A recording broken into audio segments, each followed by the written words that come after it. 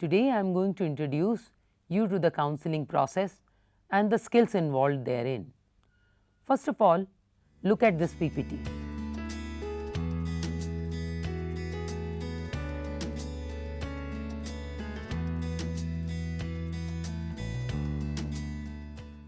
Let us see what initial rapport formation is all about. You know, when you first make the contact with the client, it may be a referred case by someone else, or the client may have come on their own. What happens in the referred case? A referred case, you have a lot of initial information like age of the child, class he is studying in, the achievement level, and maybe some more information. For a referred case, you even know what the problem the client is facing or the problem others have mentioned about him or her. Most of the novice counselors about the referred case think that this is the real problem, and in the initial interview itself start talking about the problem and giving suggestions. I want to emphasize that the first problem that the client is reported to have may not be the real problem. So, the counselors have to resist from their usual tendency of giving advice about a problem that is reportedly the client is experiencing. Instead, they have to explore around the problem, collect information from the client about the problem by asking questions, by exploring the various possibilities, what the client feels about the problem. And this is very important, because if you do not ask them questions about the problem, if you do not explore enough, you would not be getting information about the real problem that underlies their reported problem. Let me share a real problem of a girl child with you. This was a girl studying in 8th class. When she came to 9th class, the teacher referred her to counselor. Till the 8th class, the girl was doing very well, but in 9th class her problem aggravated. She stopped achieving high, her grades were falling, and she became less and less attentive. This girl was referred to the counselor for poor achievement. Initially, the counselor was talking to her about the achievement part. When the counselor explored and used appropriate counseling skills, it was revealed this child was becoming highly anxious. She was anxious because there were some cousins of hers who were misbehaving with her. These cousins would try to molest her whenever they found her alone. The girl complained to her mother, but her mother, who was a single lady, her husband had expired, was financially dependent on the other family.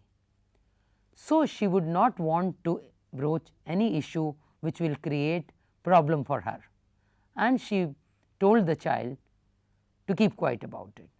The girl was progressively getting anxious, and this anxiety was spoiling her achievement. When she talked to the counselor and counselor intervened, the counselor empowered the girl to talk to her mother about it and encourage the mother also to deal with the issue effectively. The girl felt confident, she spoke to her mother, and gradually the problem was dealt with firmly. So, if the counselor had in the initial interview itself started talking about the achievement issues, study habits and other things, the girl would never reveal her true problem to the counselor. So, it is important that the counselor desists from this tendency of giving advice and suggesting solutions too quickly. Now, The counselors who receive self-referred clients also have a responsibility. They should not believe that what the child who is self-referred, who is coming on their own, is telling is the real problem, because the child is saying so. It is because when we are in a problem, we are not able to think clearly about our problem, and if we are saying we have this problem, there may be deeper layers of other issues which have given rise to this problem. So, the counselor has to talk to the child about the problem. For instance, a child comes and says, I cannot study. So, counselor should not assume the child cannot study because of low IQ, or he lacks concentration, or the child lacks rapport with the teacher.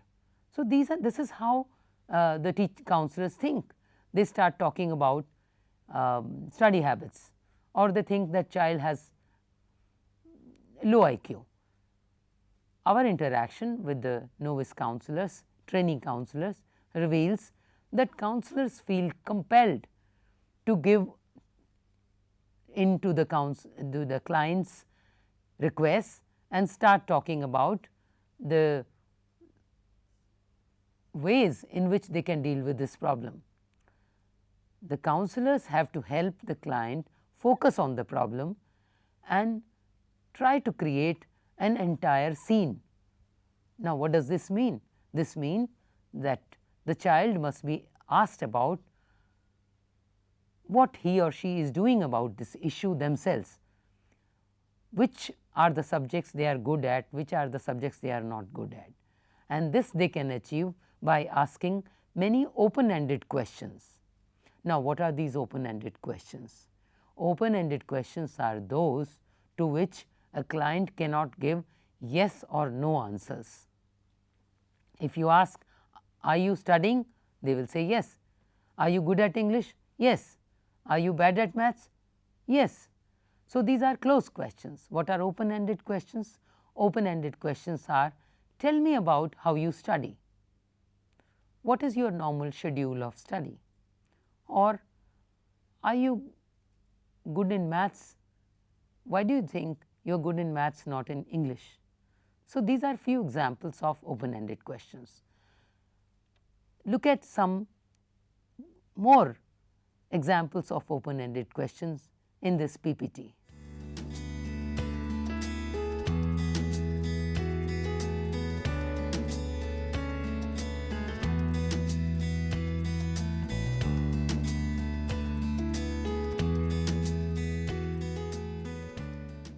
You have seen this PPT, you can practice asking more open-ended questions.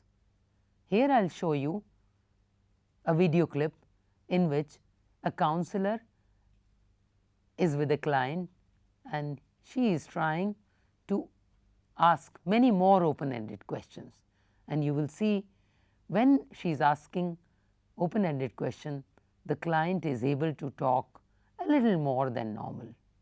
So, watch this video.